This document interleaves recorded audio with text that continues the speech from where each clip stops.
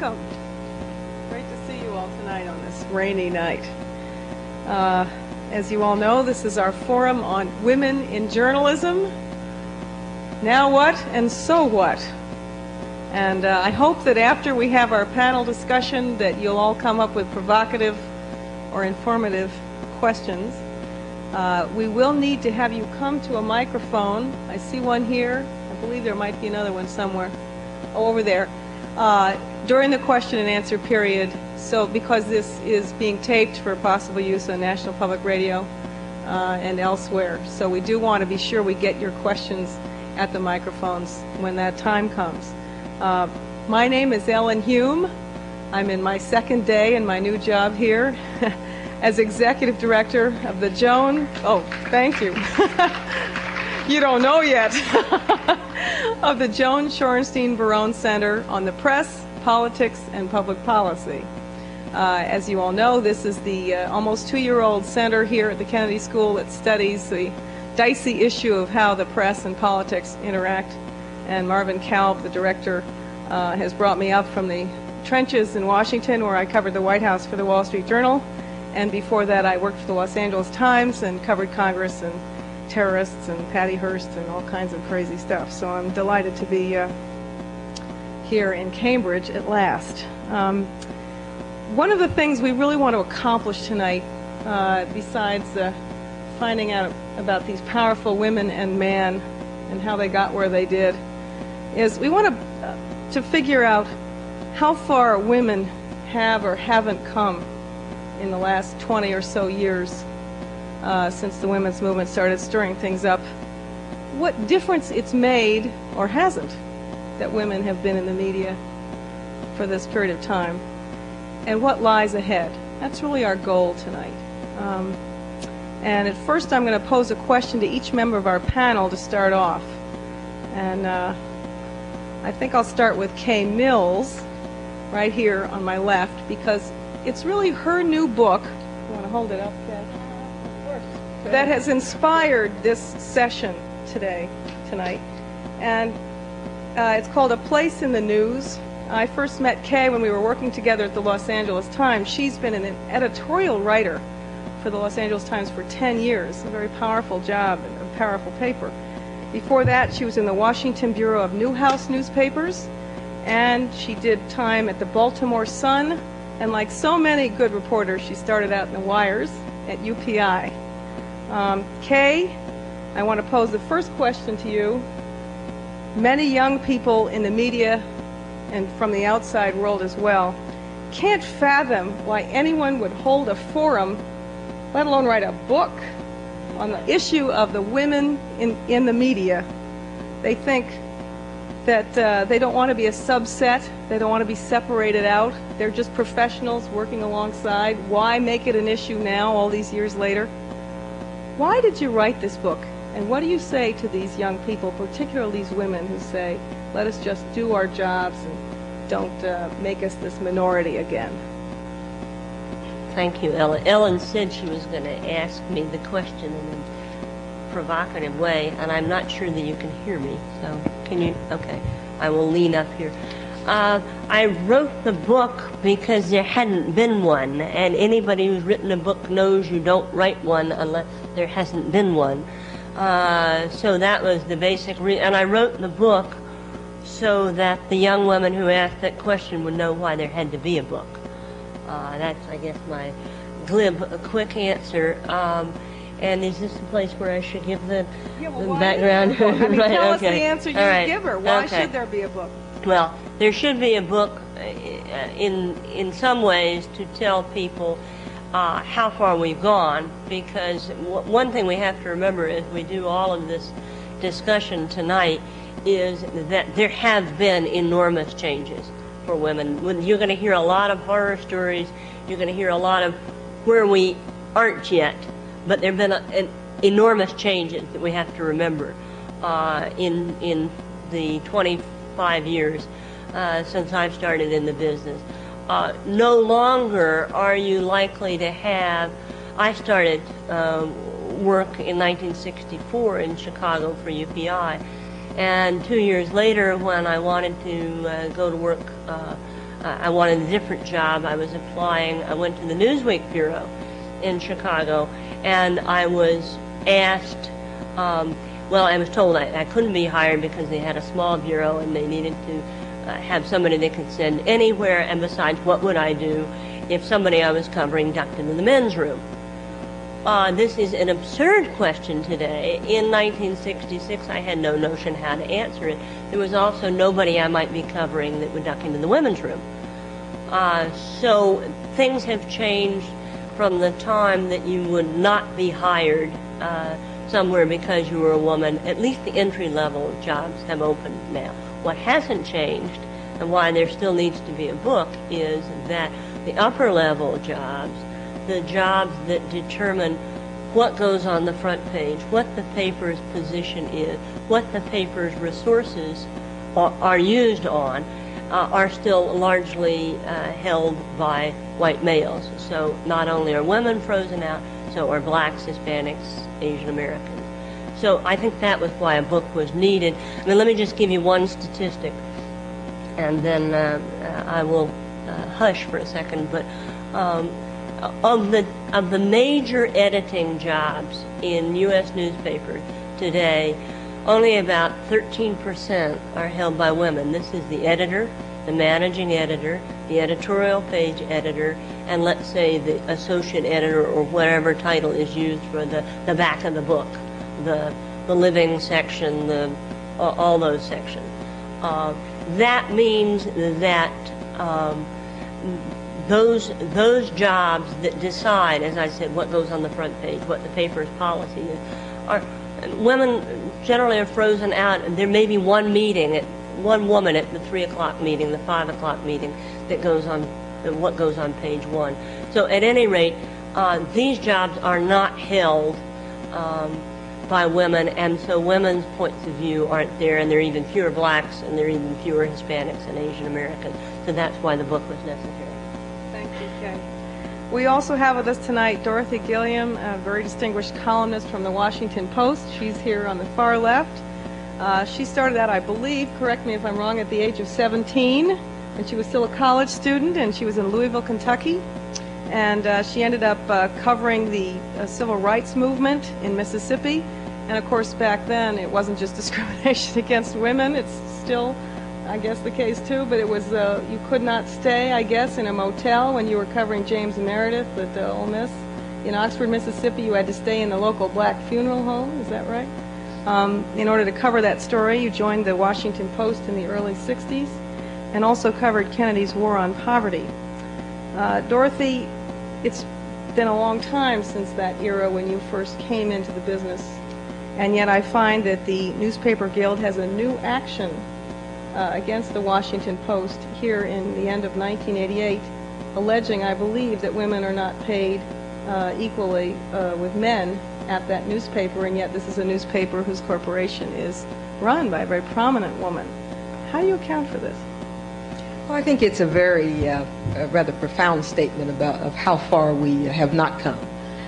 Interestingly enough, not only the Washington Post has a race sex discrimination suit, but also the Los Angeles Times, I believe. And so when you have two of the most powerful papers in the country with facing challenges by their own employees on the issues of race and sex, I think it is quite a statement of where we still have to go. I think in general, when you look at where women are today in media, I would say that at most we're probably halfway there. At best, I would say. Certainly, I do believe that in the last 20 years, the presence of women in media has made a profound difference. It has, in many ways, redefined what news is about, because there are issues that are now on page one of newspapers across the country that even a decade ago would not have been there. Such issues as child care, daycare, latchkey children, family issues, and many other related social issues just would not have been on the front pages of newspapers I think those of us at the Post felt a little bit of a glee not long ago when one of the leading male reporters was writing about daycare. Unfortunately, it sounds so often the stories really are still written by women, and but it was interesting that this quite well-regarded male was writing this story.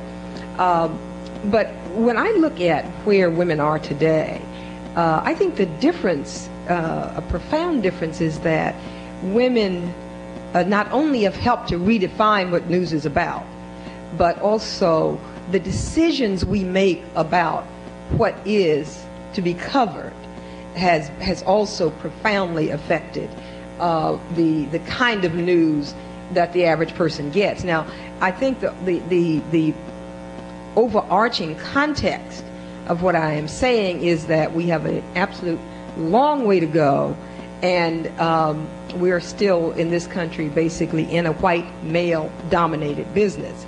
But I think once you keep that kind of overarching context there, then we can begin to measure the progress in context. I think about the decisions that sometimes women make.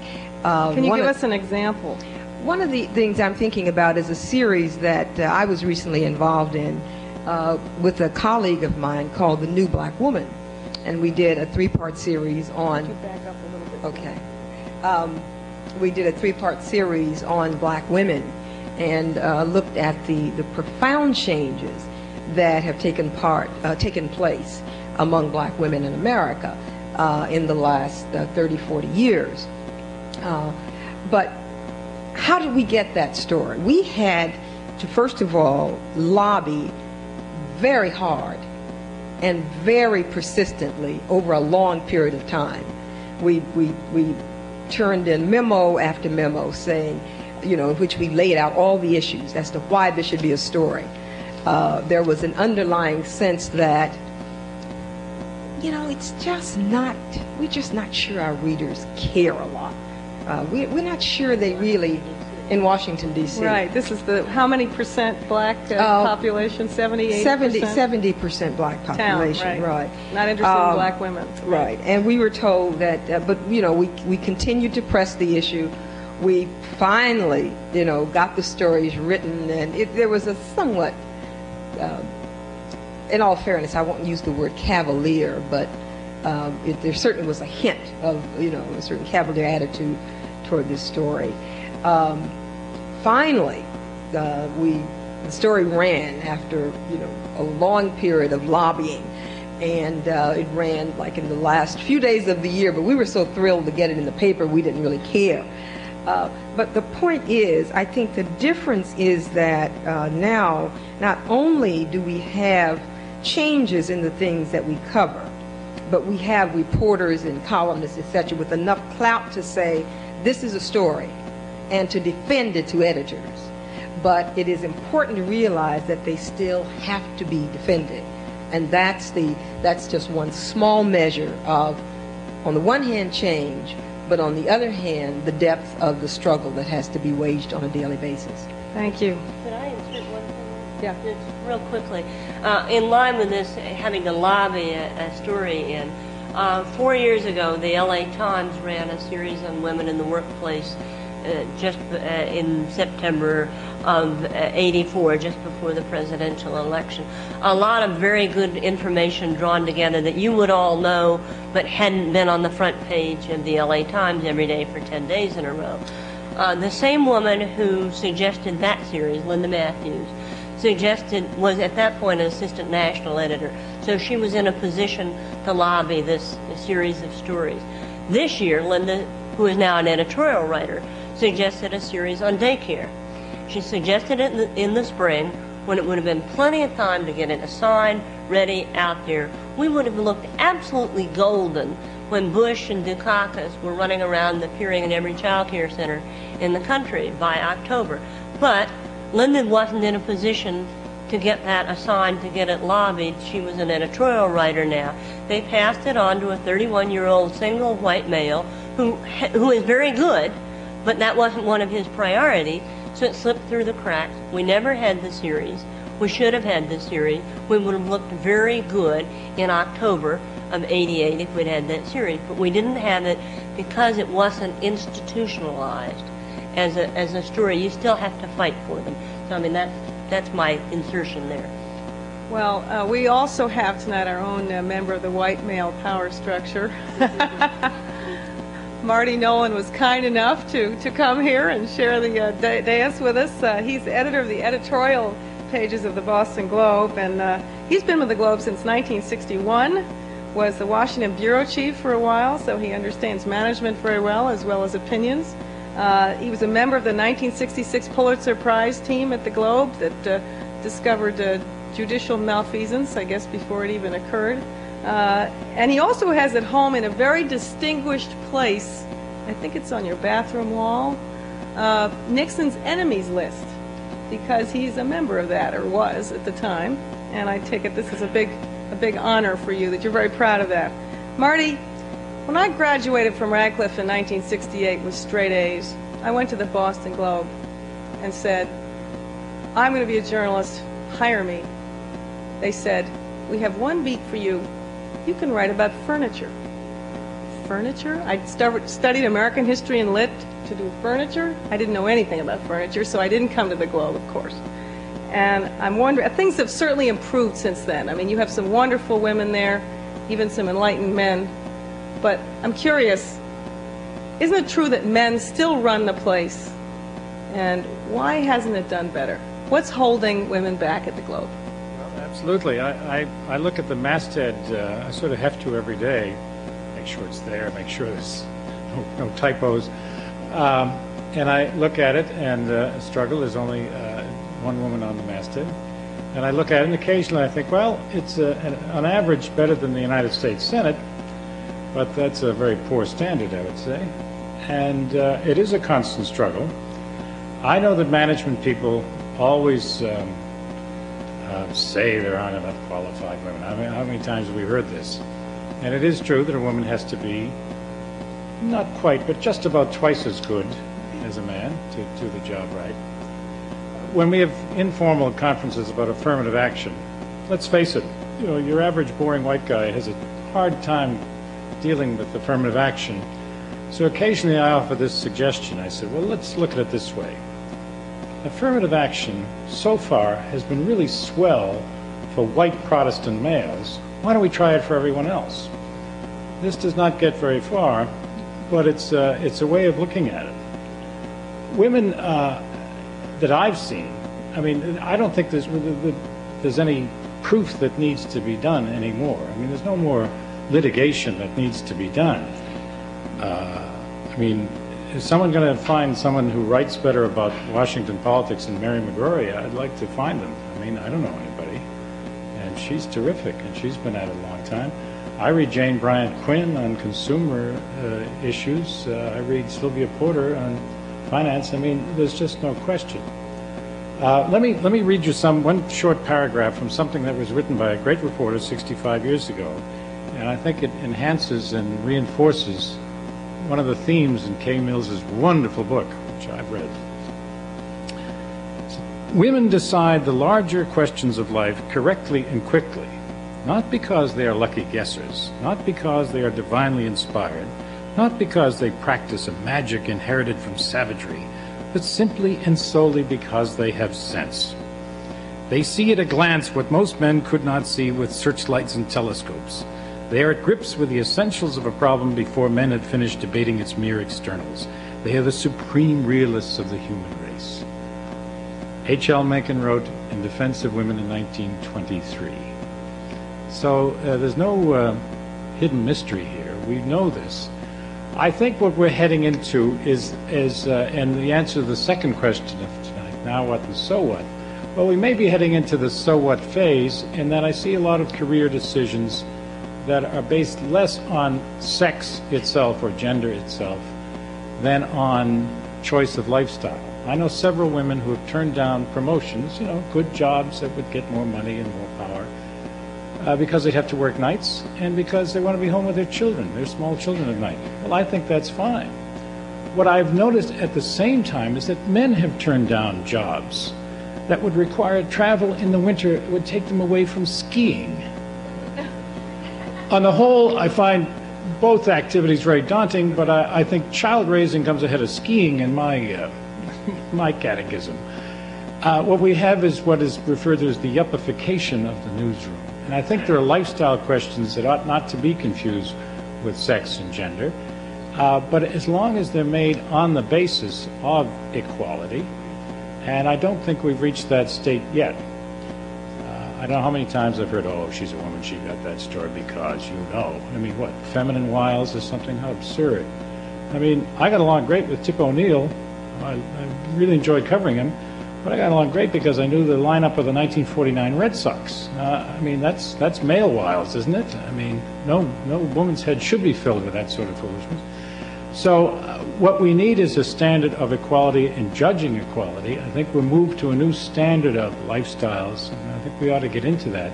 But in the meantime, I'll keep plugging away on my bizarre notion of affirmative action as something that will be tried universally. Thank you, Marty, but I just want to follow up by kind of directing it back to my original question. Why is it that you wonderful white men who understand great things about great women aren't sharing power in your particular setting? Is it that they don't talk about it? What happens at those executive meetings? Does it ever come up? Hey, we have an opening. Maybe Joan would be good. Oh no, she doesn't know the Red Sox well enough. What really happens in those inner councils? Is it ever discussed? Is it not an issue? What do you talk about in there? It's discussed. I trust it's discussed, but I don't know. Maybe because the globe inherits and inhabits this peculiar political jurisdiction. Area code 617 is not your average kind of place, and I think maybe the globe takes its own liberal attitudes for granted. I replaced a woman on the masthead. I don't know. It didn't stop me from taking the job, but those things happen. I do think they try to promote, and they do, and it's happening. I guess not enough, but some of those career decisions that people make are based on sound reasons. I don't know how you get around that. I know that for every important job I've ever heard discussed, there is a strict canvas that includes every minority, every woman. There's a process, and that's what affirmative action is. It's action, not chit-chat. And they go through every minority in the staff, every woman in the staff, and check that out before they offer it to the surviving white male. Well, Ellen, I know you want to introduce the final panelists, but I just have to respond there. In places where that has gone beyond an exercise, there has been the commitment to which has been attached something white men understand: money. In places like USA Today, where they really have, taken affirmative action seriously and fully integrated women, what top management has said is that if you don't find women and minorities to put in certain positions, then you can't hire that white male that you want to hire. You cannot have your own raise. So I think the issue is commitment, and that the blueprint for how to achieve change is there. It's just that in certain area codes, perhaps people are able to sort of avoid confronting reality. But I think the blueprint for how to make that change there, is there. Yeah, and Kay in her book has a whole chapter on Gannett, and however you might feel about McPaper or all of that, it has a stunning record of hiring women and minorities, and they seem to be doing very well financially, so there must be something going right. And in fact, I'm sure Kay will address that later, but I don't want to leave our fourth panelist waiting for this moment. This is Soma Golden, and she's come up from New York. She is the national editor of the New York Times. That is progress for you. I mean, I can't imagine sitting next to a woman national editor of New York Times 10 years ago. I think it was not even contemplated 10 years ago, but you can tell me if I'm wrong about that. Soma has been in the business for about 26 years. She started out as a Cliffy and a Crimson reporter. She was an economics writer for Business Week, has been in doing a job that was mostly men doing it with her for years and years. And then for a while she took a break and worked for an Israeli consulting firm in Rio. There's a creative diversion there. And since '73, when she was at the New York Times, she's been a combined economics writer and now editor. And she's combined that with raising a family, as has Dorothy. And what I wanted to ask Soma as an opening question was, Soma, you're one of the few women in those 5 p.m. meetings in which it's decided what goes on page 1. I think that's right. Does it make any difference that a woman, or even 2 women sometimes, does it make a difference that a woman is in that meeting, and how? I think it makes a difference, but it's a subtle thing. It's not something it's not clear cut. There are times when I feel like I have a special license of a sort, and maybe a special duty of a sort, which that can be a conflict, to sort of be a little bit undisciplined, if you want. I'm a little bit outrageous in there sometimes. I say things that the men tend to be, I think, pretty conservative in there. They're kind of talking. They're most at home talking about world politics, earthquakes, invasions, tax changes, which I'm pretty comfortable with too. But when it comes to sort of something that just sort of strikes you as an interesting idea, or something that maybe we should put it on page 1, it takes a kind of an oddball voice. I'm not alone. I mean, there's a kind of, you've probably noticed the front page of the Times is kind of changing. It has odd stories on it now that wouldn't have been there a long time ago, and 10 years ago, 4 years ago, before Max Franco came. It's an effort to broaden our readership, I think, broaden our appeal, and really cover a more broad definition of what's news. And I'm very much involved in that process. It's a lonely thing to be the only woman, because there come times, and I'm not always the only woman, we just, in fact, lost one woman who's always at that table in an oddball way. Carolyn Lee, who was the photo editor, is now becoming something called a senior editor. We are trying to figure out still what that means. But she's going to be involved in hiring and personnel and management policies on the news floor, which is important. She's good at that. But it means one less, they're all men, but Carolyn and myself, and now Carolyn's gone. And I'm sort of sorry about that, because it puts an extra pressure on me. But I'll give you one example of a day when there weren't enough women in that room, because I don't go all the time. I send my deputy, or each desk can send the deputy. You remember the estrogen story, the women's estrogen story, right on the top left of the front page? Where is it? On the door, yeah. Okay. Every woman editor that I know that read, I didn't poll us, but basically everybody went bananas the next day when they saw that story leading the paper. Well, it was a story that implied, to a quick reader, it implied that the menstrual cycle made you a little wacky sometime in the month, okay? But to a careful reader, there was a study, and it was a very little study, and it said there's some little distinction between your ability to kind of maybe play tennis and do graphics work during different times of the month. But anyway, most of the time you're better than men anyway. And they haven't really tested men, and they don't really know what this means. But it might mean something interesting someday. And it was a bad choice. Oddball thing, a woman brought that into the room. She was working for the science department. She brought it in. She was lower down there, and she was being asked to do it by her boss, so she brought it in. And nobody quite understood it, and it ended up, kind of catching someone's imagination, the men, I think, who kind of think this may be true anyway.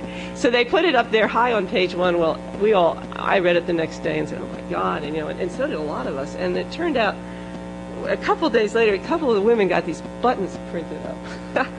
A whole bunch of buttons said estrogen low, and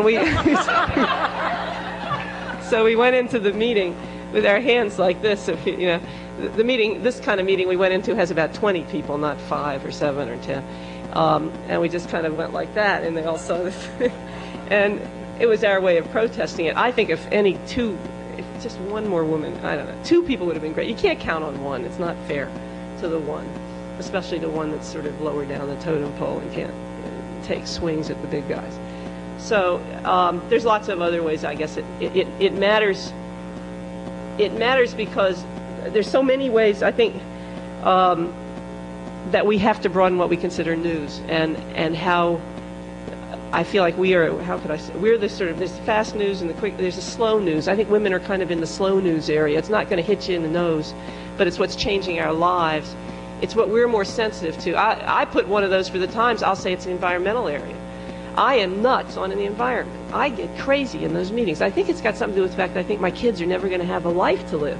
You know, that I get very visceral about it. I can talk about the ozone layer like a nut. And the men sit there, some of them say, well, I'd rather eat my McDonald's hamburgers in those plastic things they put them in. I don't care if they don't self-dispose, they don't dispose. And to me, it's absurd. That's absurd. So I consider that a kind of a softer issue in this world. I was really happy to see the greenhouse effect last summer because I've been feeling like that was an important issue and nobody was kind of picking it up. And I think a certain energy and outrage is what it takes. And I think from what I see, the button down folks are the men in that room, and we need more of less button down, or less. There's maybe I could say one man on that team that's less button down. I won't name him, but the general run of the mill at the top of the New York Times and probably at the top of most institutions is not going to shake is not going to shake and say, hey, whoa. Maybe, I don't know why. I can guess lots of reasons. I think it's up to women, and we'll see how they let us in. We got to go higher. Soma, do you think there's a danger the longer we're inside that we might get like that? Well, I have that fight with people. I know. Co-opted. It is very hard. Well, you wonder whether the institution reshapes you or whether you work on it. And God knows. I've only been doing this 2 years, and I'm asking myself that very hard. I think I'm still free. But, if I want to go up, how free can I be? I don't know if I want to go up. I'm not sure going up is up. I'm not sure going up isn't going down. So, Isn't that one of the central questions that some of us have gotten into close to the inner sanctum? I think you're as close, you are, all of you. But are we comfortable there? Are we listened to?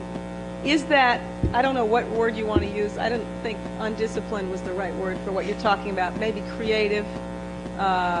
Maybe a broader perspective than some of the things that people who all went to the same school and have lived the same lives, commuting to the suburbs and having their wives do the cooking and the Christmas cards, maybe they have a different perspective.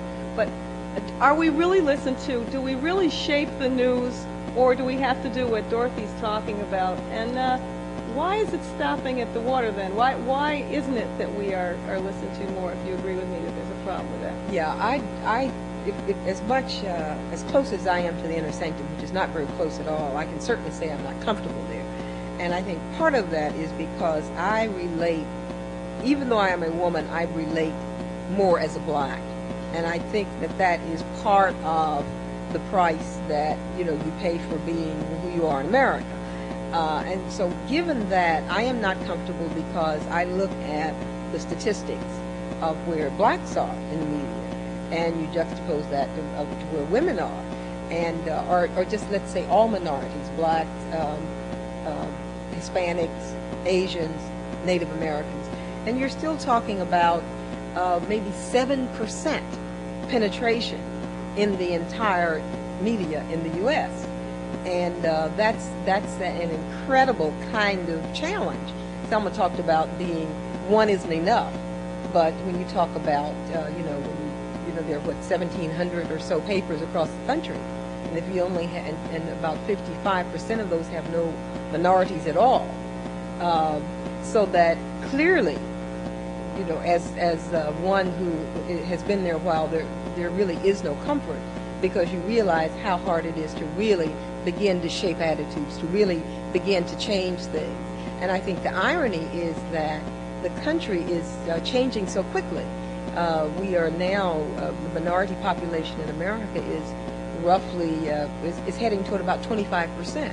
So when you have newspapers with only about 7% minorities, and potential of, by the year 2000, having maybe 30% minorities, you get a sense of how deep the problem is. Before we find out how comfortable Kay and Marty are in their inner sanctums, I wanted to ask Dorothy a pretty provocative question. Now, if I were a white male manager of an institution, I would be dying for a twofer. A black woman, an Asian woman, a Hispanic woman. I would be dying for someone that I could showcase and say, I'm doing a good job, you know, don't come after me, especially if that person's talented and qualified and so forth. Why is it, do you think, since you are in that world, why is it hard still when it seems that every white male is frustrated that he's being passed over for these other people? What is happening? Why isn't it working?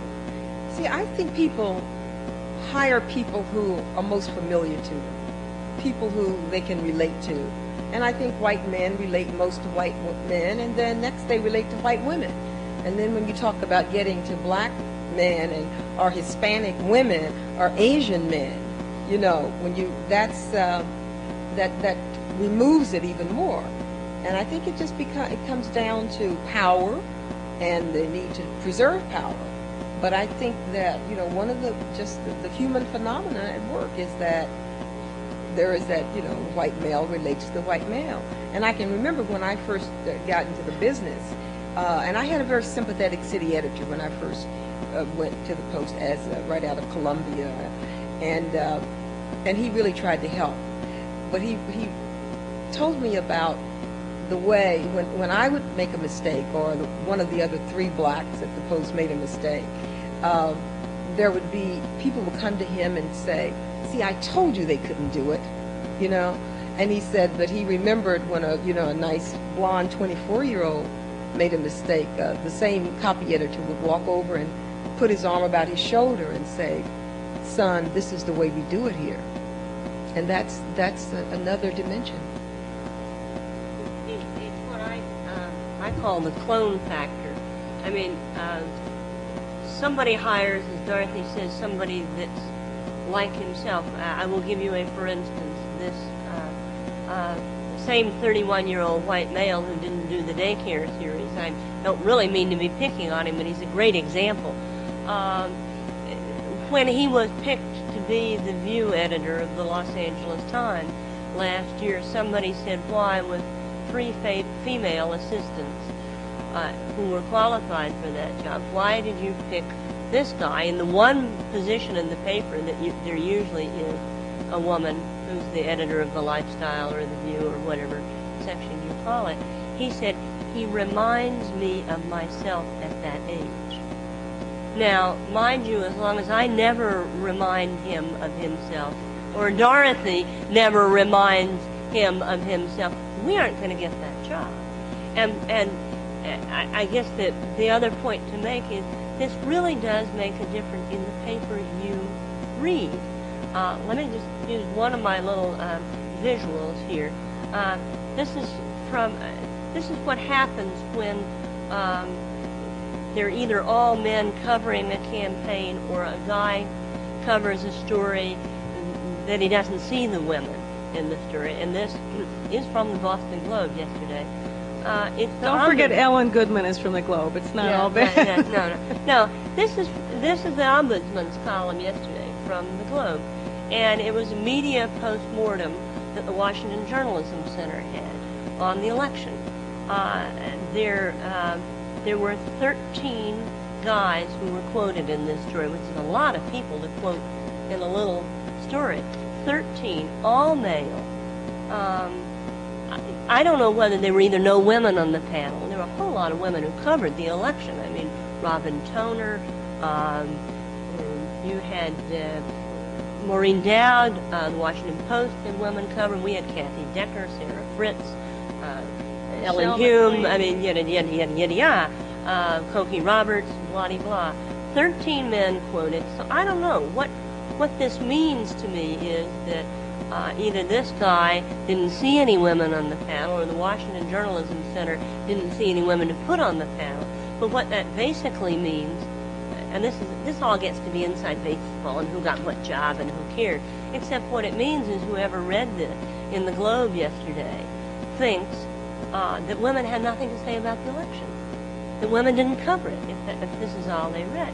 Now this means we're not part of the dialogue, and that's what it means to you as the newspaper reader. That's why I get all hot and bothered about this thing, is that it means we're not part of the dialogue. It means you're not part of the dialogue. And I don't know what happened at this panel, but this guy didn't see anybody if there were any women on the panel, he didn't see anybody to quote. Just to defend the beloved Globe, I mean, I think every paper, we could find an example from any newspaper. Oh, I could have brought some from home. And I want Marty to have an opportunity now to address this. Well, as Kay said, the paper you read every day, I hope it's the paper a lot of us read every day. I can tell you that the op-ed page is edited by a woman. Letters to the editor are edited by a woman. The deputy editorial page editor is a woman. She makes a lot more, as many decisions as I do. That's just on my watch. I hired them. That's a small part of the paper. But I can tell you, the foreign editor is a woman. The national editor is a woman. The assistant business editor is a woman. Now, these are all sort of second tier, I know, but I mean, they're pretty good jobs. But it takes an effort. When I hired them, I just said, you have to make the effort, and you have to cut back on the good old boy network. And I certainly didn't look for anyone who reminded me at that age. I said, don't take this job. But I mean, you have to do that. And I think op-eds and letters to the editor and things like that. It's obviously stalled. I mean, at the very apex of power. I'm familiar with the Gannett. I get all their propaganda too, and I read it, and it's good. It's fine, but it doesn't, knock me over. I mean, I'd rather see a woman as editor of the New York Times than of any 20 Gannett papers you can name. The Washington Post, Katharine Graham and Meg Greenfield, they're not excluded from power at the Washington Post. I mean, there's no doubt of that. Right? So these things are happening, but it's slow, and it's a process of maturation. You're not going to get the average 62-year-old guy who's going to think any other way. Soma, what about your comfort level? Are you listened to by your colleagues at the New York Times? I don't think there's any. I think there's a lot of equality in that. I don't think there's any problems, and I think it's a little bit of a generational thing. Sometimes I think the men that are in their 40s are different from the men in their 50s and 60s in terms of black, white, and all business. I think I have far fewer disagreements with people in my own age group, I think, that have grown up through a lot of the same struggles. Say, for example, Joe Lelyveld, who you read all the time as, an heir apparent of Max and so on, which I don't know if it's true. But if it is, it bodes well, because Joe sees the world much the way I do, I think, and we're very much together in a lot of arguments.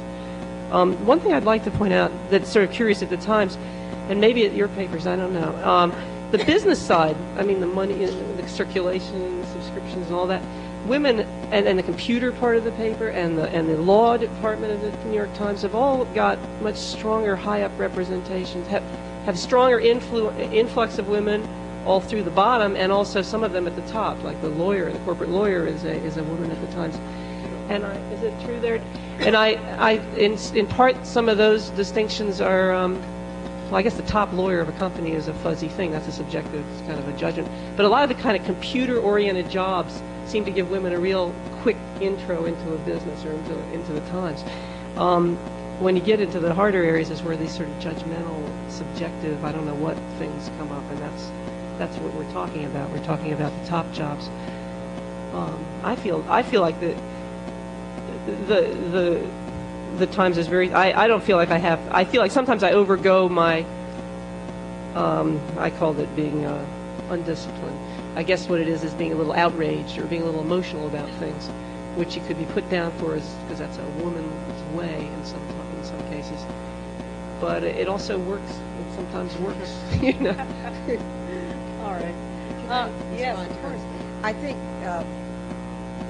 the real problem I see is, again, the disparity in the allocation of resources, and that the resources on the news side give you a way to say what is and what is not going to be covered. And I think so the absence of women in those positions, and women who I think feel free to be, as you're saying, you feel emotional, you can express yourself, but the absence of women there mean that certain things aren't going to be covered. Now, I mean, I look at, say, the huge amount of money that's allocated for sports sections in newspapers, versus the money that might be, the way that money might be allocated if there were women looking at, say, a budget of a newsroom and saying, all right, we have, a budget of $100 million this year. Instead of giving $40 million to the sports section, maybe we will give some of that money to the news section for, really covering family issues and child care issues. Perhaps it wouldn't go down in quite that kind of stringent fashion, but the real issue is that until we get women who are in positions to make decisions, then I don't think you're going to really get the kind of profound change that you're talking about, Kay, when that the reader can see and react to. Even when you have them in the positions, I can allocate a lot of resources within my budget. I can. I can decide our effort in the nuclear weapons area, say, that this thing with all this mess that's going on, all the bomb building thing, that was something that caught me, and I put lots of resources into it. I have to fight a little, but it's always going to be a fight, I guess is what I want. You talked about the fight to get a series in the paper that you all wanted. I don't think at the Times, there's almost, except for the top two guys, it's always a fight. And they probably fight in the back room with each other, But there's a limited amount of resources, and there's always going to be a struggle to sell your idea. It's inevitable, and it takes a huge amount of my day. And it probably always would, even if there were 3 women above me. I think it would still be a fight because there's limited supply and a huge demand for those bodies, at least at the Times. One thing also, Dorothy, vis-a-vis blacks and women, I think at the Times, I don't know if you all know this, but Max Frankel is basically trying very hard to hire blacks. So hard that, if you can find a good black reporter, you can probably get that person hired. A good white reporter is just probably not going to get hired now. There's maybe one a year. It's a real determined effort to push for more blacks there, and so much that I think it's creating a lot of tough feelings, which is inevitable. But it's okay, it's working. And he's also determined to push blacks high up in the power structure. And you've probably heard some things about that. There are a couple he's going to try, and more than one. And I think it's important for blacks as for women to have more than one in that room, because it puts a horrible load on the woman.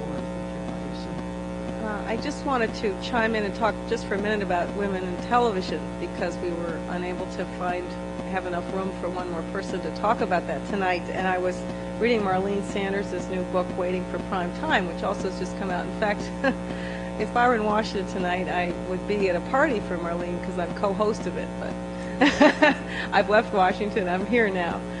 And one of the issues she raises that may be a little bit different for people in television than in print is that the whole issue of aging.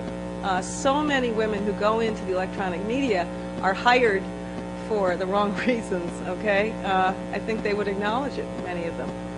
In fact, while we feel that the trends in print may be better, we get the Soma Goldens, the Kay Millses, the Dorothy Gilliams in more and more positions of power. In television, you find a lot of the women who have been there for a long time saying, I have no future, I'm going to be cycled out, and I look at the young people who are being hired, and there are women being hired in television. There always will be, I think. But they look at them, and as Marlene points out, they tend to be younger, fluffier, ever less news-oriented, ever more entertainment-oriented. And while some senior women have managed to stay on and be credible, I think Diane Sawyer, Leslie Stahl, I can't even begin to name them. I mean, they're hanging on, they're doing well, but none of them is 60 yet. Let's see what happens. Barbara Walters has done very well, but I mean, do women have to go through surgery to stay on television? This is a good question. I think in many cases it is true. So there are many issues that we have the luxury of not having to worry about, and I really think that as television becomes more and more a powerful part of our experience in the media, women have to not only get into positions of power, but they have to stay there, and that can be very difficult. Well, I can recall in television when the 3 Sunday news shows were really run by women, because women could get the job done. I think Joan Schonstein Barone, I remember when she was director of Face the Nation, and Eddie Cole Duker at Meet the Press, and now at the Brinkley Show, Veronique Rodman. These are the women who get the show on the road. I mean, the guys have the big thoughts. In the meantime, they have empty chairs and no guests, and the women have to go out and get the guests. And I've seen it's a wonderful sort of byplay. The senator who's very newsworthy at the moment, well, he wants to either be on television or not be on television, as the case may be, and the people really deliver him on the air have nearly all been women for some time. I don't know quite why that is, but it's a good thing, and I think behind the scenes power in television is perhaps more important than the face on the air, because let's face it, network share is shrinking. I'd rather see more women involved really in producing, directing, and knowing the background of it, because the network evening news shows are all becoming like sort of the AP. I mean, the share of market is shrinking. In 10 years, it'll be just Ted Turner's going to rule the world, so he can go out and hire the anchor people at a hiring hall. But the people who really know the stuff and know how to make this thing get on the air, that's where women, I think, should concentrate. I'm going to pose one more question to each person, and then we're going to open it up. So I hope you're all ready. If you want to start lining up with the microphones, we're just about ready for you. I want to start with you, Marty, and say, how would the Boston Globe be different if it were run at the very top by women, all women? All women. Well, as I say, I mean, what I'm delighted about is that there's not a ghetto situation. I mean, of the women's news. I mean, the editor of the Living page currently is a man, but the foreign editor is a woman. I mean, I like that. If I have to choose, I'll choose that. I would rather have a woman's sensibilities in foreign coverage than on the Living or Style or whatever it's called. But if we're all women, I think there would be more emphasis on real stories, take care, and how people really live, and not the idiotic mutterings of politicians running for office. I mean, I would think there'd be less of that. I mean, we'd have less spec stories and informed stories. I think there'd be, my wife calls it the emotional news, and I think that's right. I mean, there's get the lead on the emotional news. I think it would be, I'm afraid, Dorothy, on sports, if you, those things don't come gradually. Just like we don't cover every 3-alarm fire nowadays. And some years down hence, we won't be having all these agate types on every transaction of every minor league ball club. I would think the box scores in the family news would be hard to muster. But I think it would be a good gradual change on getting to, I think, more important issues. And just briefly, because we do want to have lots of time for questions. Soma, you have been involved with career and family for a long time. And you've also been writing in beats that were very male-oriented beats for a long time. What do you feel you need to do? What do you do as regards to bringing other women up? Are you a queen bee, or do you spend a lot of time defending women, bringing them in, taking their case, or does that cost you too much politically and credibility when you're trying to fight for stories and, frankly, for yourself within the organization and your own credibility? What do you do? Well, you're inevitably called on by the women on the paper to hear them, to hear what their problems are and so on. If I could spend the whole day doing that, there'd be people wanting to do it with me. But then I have to use my judgment. And if there's something where I think it's really something I've got to bring up with help above and help somebody out of a hole or help somebody who's been wronged, then I do it. And if it's not, then I tell them, what I think about it. I've got women around me on my desk. If you mean that's one answer. I mean, I fight the battles for women who find me to fight their battles for readily if I think they're worth fighting. But I don't waste my ammunition by fighting something I think is absurd or something. And that's a problem, but that's the way I deal with it. Do I have women all around? I have women all around me on my desk. My deputy's a man, but there's a bunch of women all around the next levels. And I very much want women to go higher on the paper. I don't feel any kind of, I welcome them. I need them. We need each other because it's too easy. Once in a while you get brushed aside because it's a predictable, it's a woman's response or something, and you got to have it be somehow more. You need some help sometimes. But Ellen Goodman says that nothing percolates unless you apply a whole lot of heat. Do you consider that part of your job to do that? Yeah, I do. I think I can become a real pest on something I care about, and that's what I do. Yeah. Okay. And Dorothy, you're a columnist, so you're in a special category. You really are allowed to have all kinds of opinions, and you're expected to. But do you feel that there's a problem with ghettoizing, particularly women of color, in covering black issues, women's issues? Do you find that it's very, very difficult for women to break out of that? And what do you suggest? Should they go out to business school and become hard-nosed women wearing ties? What do you suggest to young black women who want to be journalists? Well, I think, unfortunately, the more fancy degrees you have, the more credible you are sometimes. I think that kind of strikes a note of familiarity with some editors. If you come with an economics major or a journalism major plus a health science or a public science major, sometimes that seems to help people along.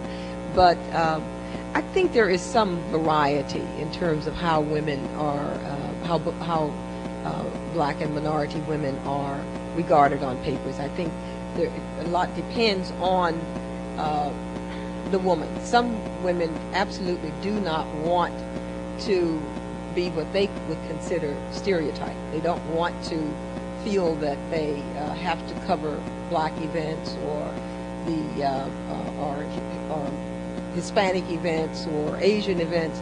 They want to feel that they can be general assignment and cover the news.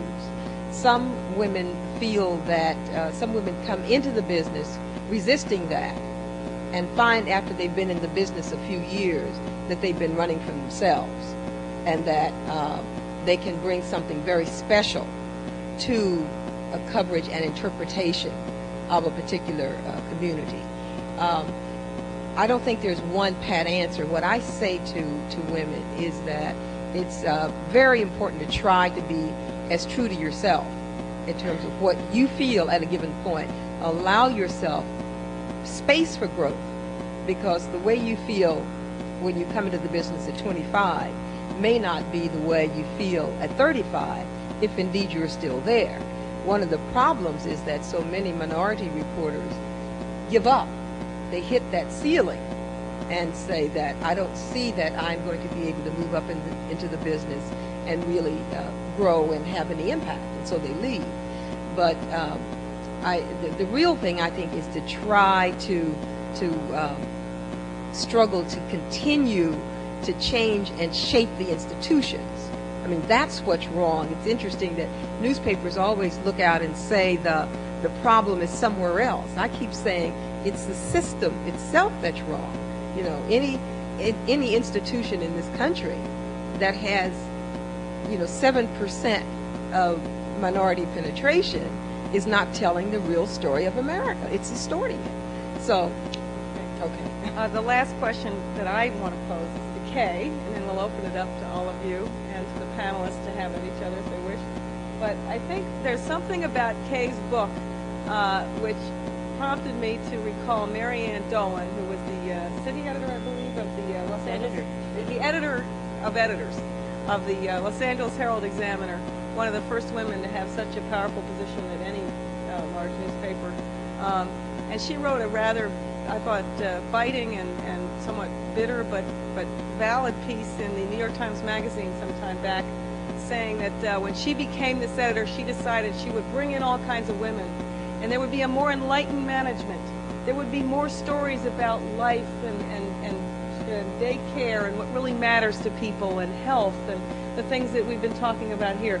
And what happened was they came in and they were worse than the men, she wrote. They were more ambitious, they were more backstabbing, they kept outdoing the men to try to make it, because there was this whole different set of ideas about how you got ahead and what you were about. And Kay, you have in your book this wonderful sense that if we would bring in more women, the world would be a better place, the media would be better. But aren't you giving men the opportunity then to say we're really different about the way we do our jobs? And isn't in fact it true that in the end, when you get power, you're corrupted? Boy, okay. I should have known somebody would bring up Mary Ann Dolan's article. I mean, there are about three different things to say. A, Mary Ann Dolan was editor of the paper. If she felt these people weren't doing the job right, she should have helped them. You know, I mean, she could have straightened them out. she could have told them, you don't have to do things. I mean, that's number one.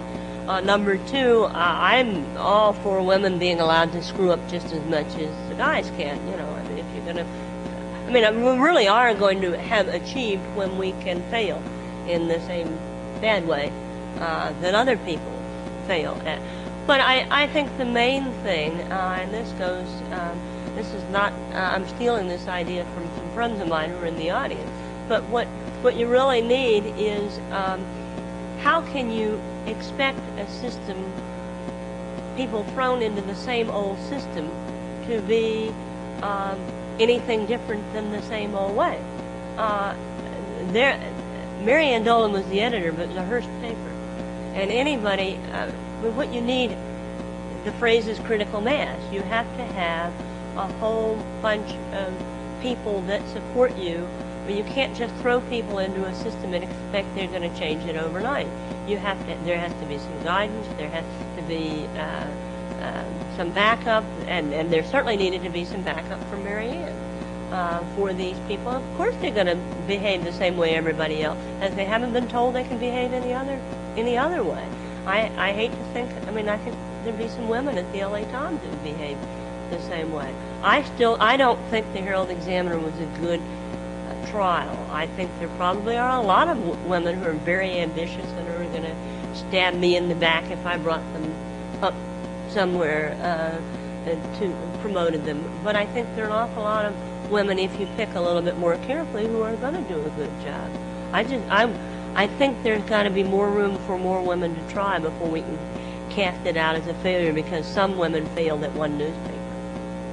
Great answer. You have been waiting very patiently. Our first question from the floor. Hi. Hi. Well, first, just to comment on what you were just talking about, I'm a young woman reporter, and I've worked at a couple of newspapers. I don't see the older women turning around and reaching out and providing, that helping hand. On the other hand, I think the young women look up to them. I certainly do, as role models. And so in that way, it's good that they're there. But my question is, despite the fact that there are a lot of women up-and-comers on the national staffs of major newspapers, the fact of the matter is that the people we interview, the corporate leaders and the political leaders, are still all white males, pretty much all white males. And it's hard to gain sources in the Old Boy Network when you know that you're never going to be a member. What Mr. Nolan said about Feminine Wiles is a severe conflict of interest, whereas talking sports is not. And I'm just wondering, are we going to have to talk sports, or is there another way around this? You really think that you can't report well with the men who are experts in fields that you are, is that what you're saying?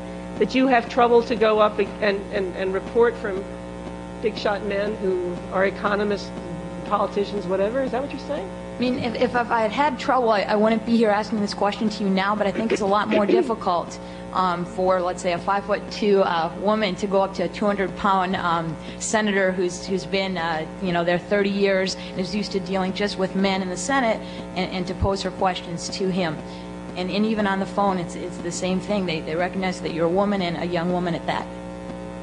Maybe more the young than the woman is my guess. The young. I think it's probably the young. Sound old when you call them. Yeah. Because I got out of college and I was reporting for Business Week Economics on the telephone with all the big shots, and they all talked to me. It wasn't a problem. Now maybe I don't know who you work for. It's partly your age, and it's partly I don't know who you work for. Maybe it's the clout of the organization you're working for. Tell me who you work. Well, no, it's not. I haven't had any problems. I'm not saying this is a problem. I'm just saying that it's tough. I think I'm almost forecasting what I can see is people. You can tell when the men kind of get together buddy in the halls and in this group, you can tell there's something going on that isn't going on between the women and the men. The good news is that there are women's networks developing too, and I think that it's telling that the page one of the Wall Street Journal last week, we had a big article on Linda Gosden Robinson, who's a very, very powerful image maker for corporations in trouble. Women are rising, and there are networks of women who help each other. I mean, I'll just tell you one anecdote. I was in the YMCA, which is co-ed in Washington, D.C. I was in the steam room. I couldn't see who was across the way because there was steam. And I heard one woman tell another one, I'm part of the General Accounting Office investigation of this and that. And she said, we've got the goods on so-and-so. And I thought, my God, where's my pad and pencil? You're naked. You have nothing, right? So I waited. I almost died in there. It was so hot. But I waited till these people came out so I could see them through the steam, and I said, which one of you works for the GAO? I've got to get your name and number because I'm a reporter. This was a long time ago. I was really rather breathless in those days. I said, oh, I've got to get this story. And she said, well, I'm this and that, and I got her name and all that, and then, of course, she wouldn't tell me afterward. But that's how men do it. That's how we can do it, too. It's changing. By the time you get up there and grow a couple feet, I think you'll find that there are also some old women's circuits that the men can't plug into, and Kay has some good stories about that. Well, I mean, and I don't think any of us want to be flippant with your question, because what you've got to do is deal with what you're working with now, not what you're going to do when with all due respect, when you grow 2 feet. But no, no. I think what you need to do when you get into these situations, there are some people that won't talk to the guys either. They don't like you because you're a reporter. It's not so much you're young. It's not so much you're female. You're a reporter. So any of us deal with that. Marvin Calvin's dealt with that in Vietnam. Ellen has dealt with that in covering the White House. I mean, they don't want to talk to you because you're a reporter.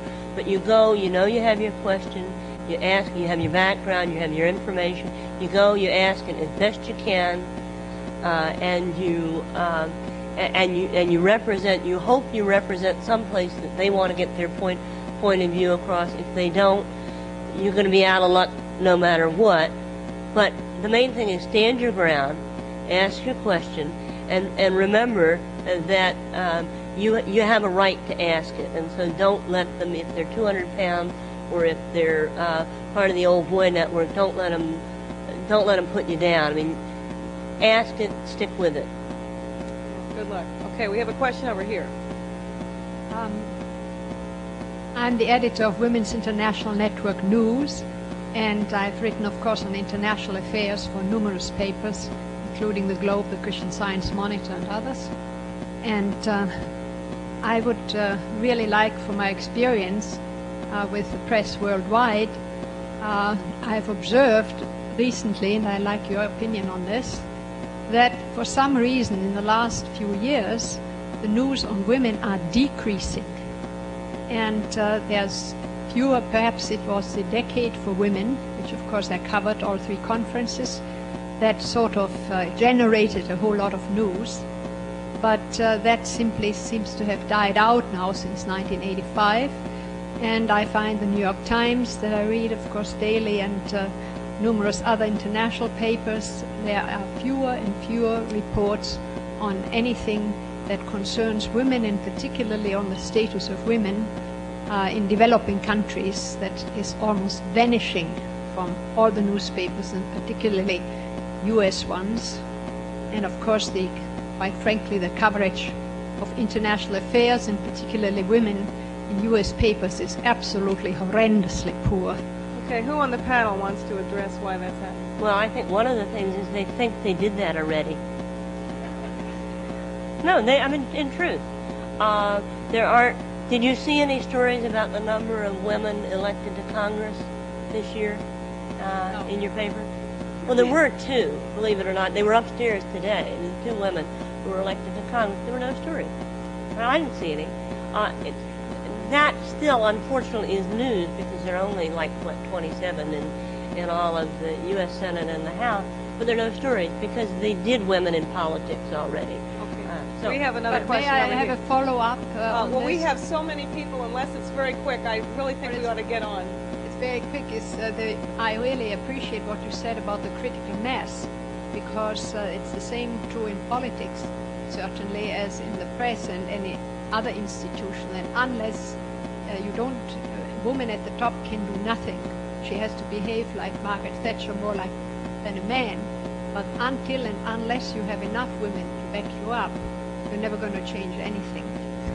Yeah, so I think one thing you should note is I think the women's movement in this country has been dormant for the last few years. I'm not sure that we have things to write. I mean, I'm dying for somebody to stand up, a feminist women, leader, and say something about, for example, demographic changes now that should lead to kind of some power in women and in families to change the way corporations are structured. Vis-a-vis vacations and all that, they're going to be short of people soon. anyway, there's no leadership. There's nobody to write about. There's a vacuum. Eleanor Smeal went down, and I don't know who went up. But Hundreds of publications who say all of that and much more. Okay, thank you. Wait, over here. Ellen, thanks. My name is Melissa Ledke. I work at Time Magazine, and thank you for recognizing this microphone because Newsweek is standing right over at that one. So at least I get the first say at this one. He'll have the follow-up, though. Always competitive. There's a tough woman for you.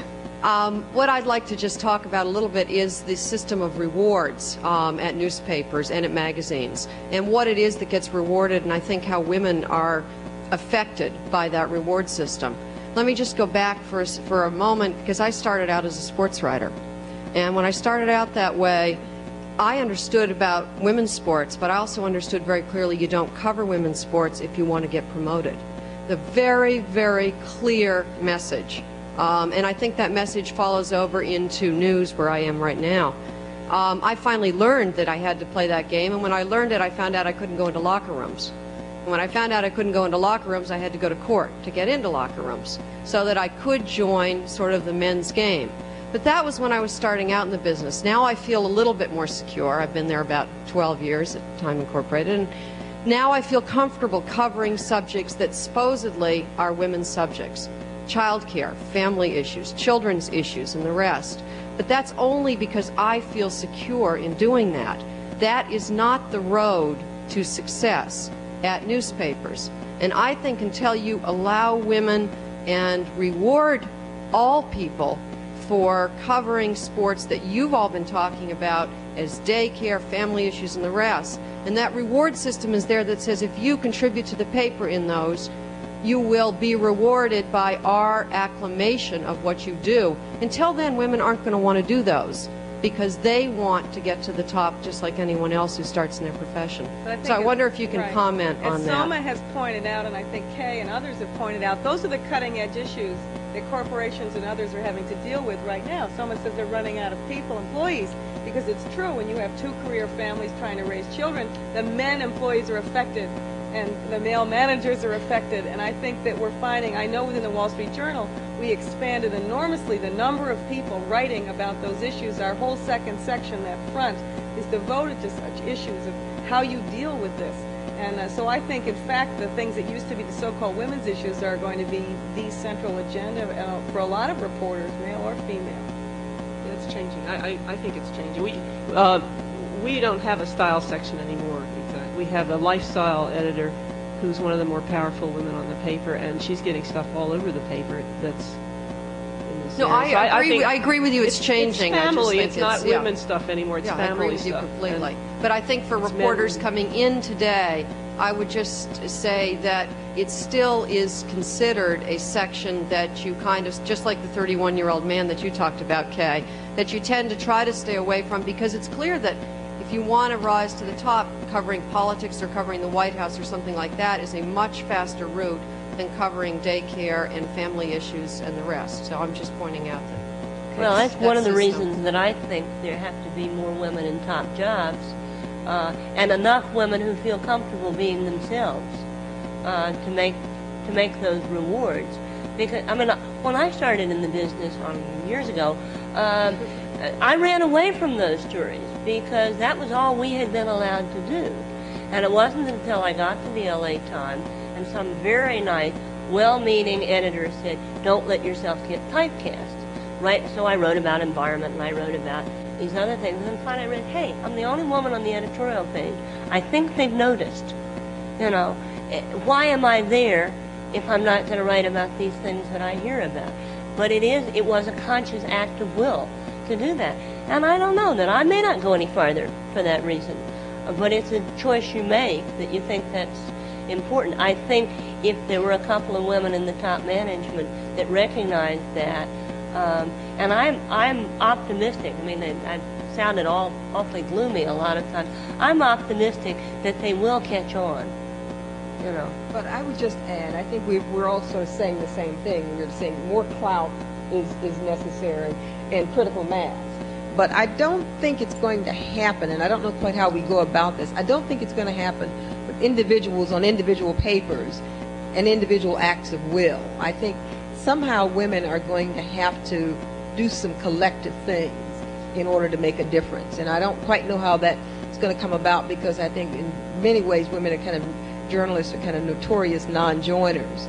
But I think in order, because you have seen such contrast between, say, a USA Today where women are encouraged and moved up, and you see a different product, and I'm not really commenting on the strengths of Algonet papers, I'm not trying to do that, but you don't have the same hidebound traditionalism at those papers as you do at the New York Times and the Washington Post and the Boston Globe. I think one of the reasons that women feel that they're stalled right now, and I think Karen Elliott House of the Wall Street Journal, who's a very powerful woman, our foreign editor, married to the publisher, one of the things she said that was so interesting in Kay's book is she said she's worried that now that women have gotten to a certain stage, they may become more conservative about helping others go forward because there's more to lose now. You know, you get in the door, and are you going to waste your political chits? Listen to this. Are you going to use your political chits fighting for other people, or are you going to now fight to exercise your power neutrally and say, okay, I really think we should put the earthquake on page 1 and put, you know, it's a tough decision. We have time for 2 more questions, and then I'm sure the panelists will be happy to hang out afterwards, and people can pose their questions individually, but we're going to run out of time, so let's take one over here and then one last one over here. Why don't you start over here? I was glad to see Melissa. She's a historical figure. Her lawsuit was very significant. I want to make several points quickly and see your response. One is the premise of this is that women have a different sensibility. Perhaps the premise is a better sensibility, but a different.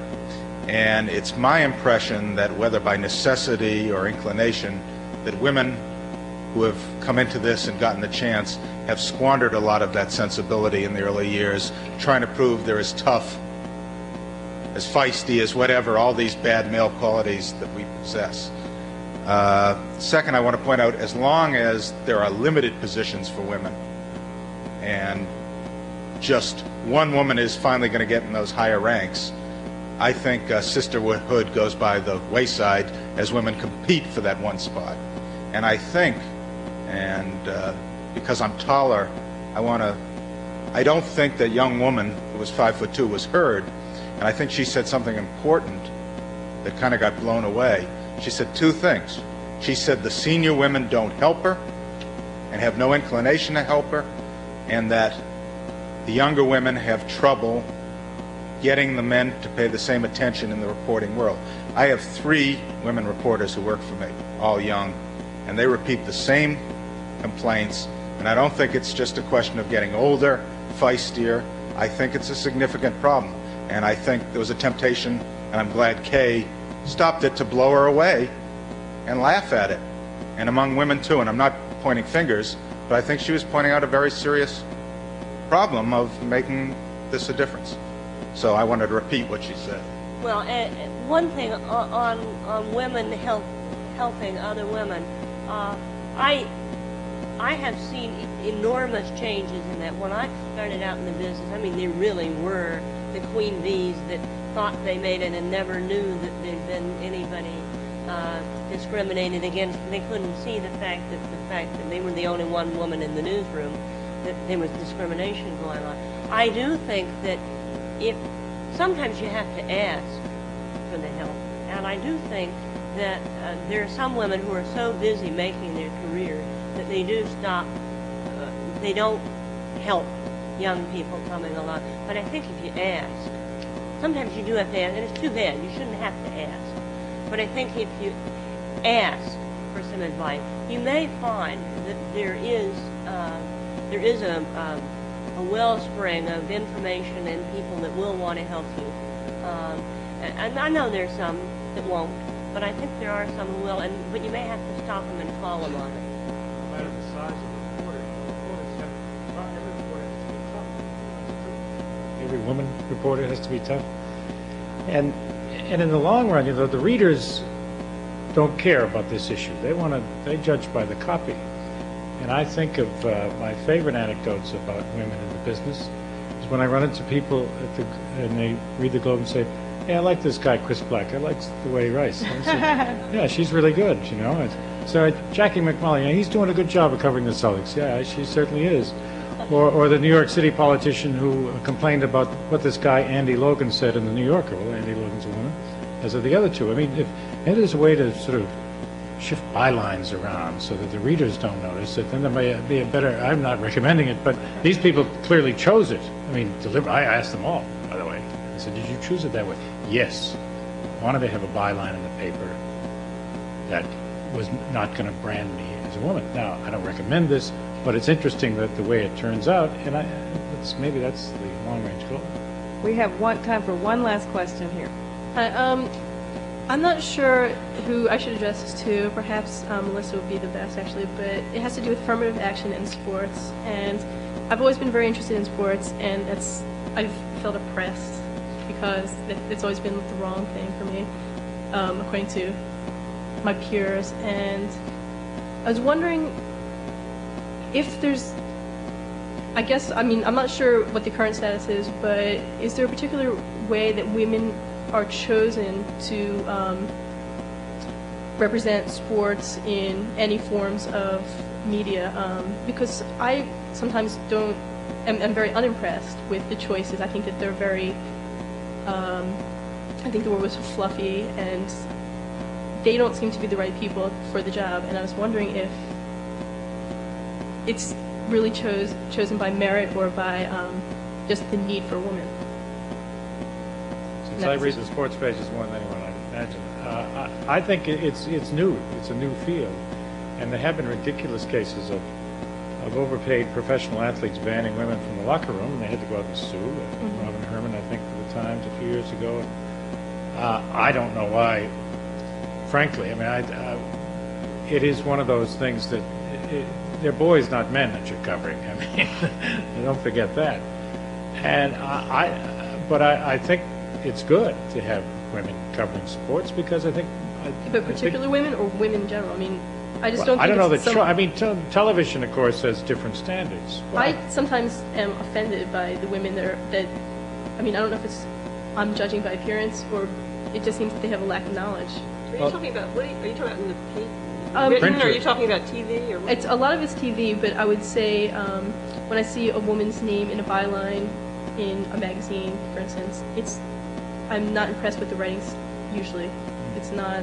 I think quality. I would say that you should go out and show them. Yeah. You know, I mean, it's not my field, but I have not. I don't see that people get picked for the Times to write sports women because they're women or any of that. And I think also there were very few women originally as gutsy as Melissa to go out and cover stuff and sue Major League Baseball. So I think there weren't that many who got started. There are more now. If you know baseball, if you know basketball as played by both men and women, track, practice your trade and go be better. Now yes, there are some awfully dumb guys writing sports too. I mean, let us look at the sports page and the writing. Please do not blame it just on women. You know. Don't get discouraged. Be tough. I was going to say the fact that the women do stand out, being the minority, you have to judge it. Oh yeah. You see the name. You sure, and we are still at the stage where one woman is standing in for all women in many cases, and that's unfortunate. We need more people who know something about sports, and I'm being deadly serious. Now we need more people who know sports like you to go out and do it, so that so that you're judged as an individual, not as a woman. And I'm afraid we've run out of time, but I'd just like to suggest two things. First of all, that some of our panelists, I think, will be willing to stay just a few more minutes if you want to come up and ask them particular questions, particularly Kay, who does have copies of her book here. And I also am staying, as you know. I am moving here. Anyone who needs advice, mentoring, all of that, that's exactly why I've come to this university. I want to help everyone, male, female, old, young, to understand the stuff that we're all talking about. And you can help me too. So please come by my office. Give me a week to get my, to figure out my filing system. But do come by, and I'd be delighted to help that young woman over there or anyone else who has any questions. And thank you all for coming tonight.